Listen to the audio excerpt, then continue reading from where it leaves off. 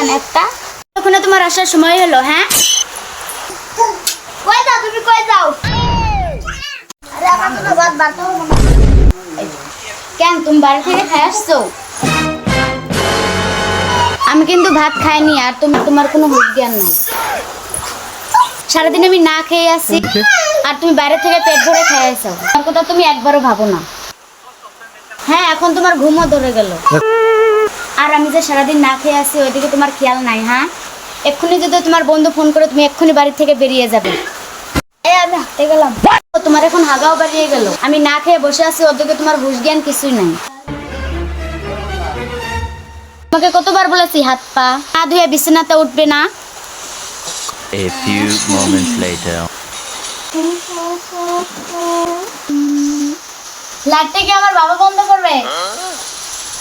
তাহলে আমার বাবাকে ফোন করে বললো এক্ষুনি ট্রেনে করে এসে লাইট বন্ধ করে দিয়ে যাবে। তুমি আমাকে আরেকবার জোর করতে পারতে না? ওকে। আজকে আর আমি খাবোই না, কোনো মতেই খাবো না, কোনো মতেই খাবো না।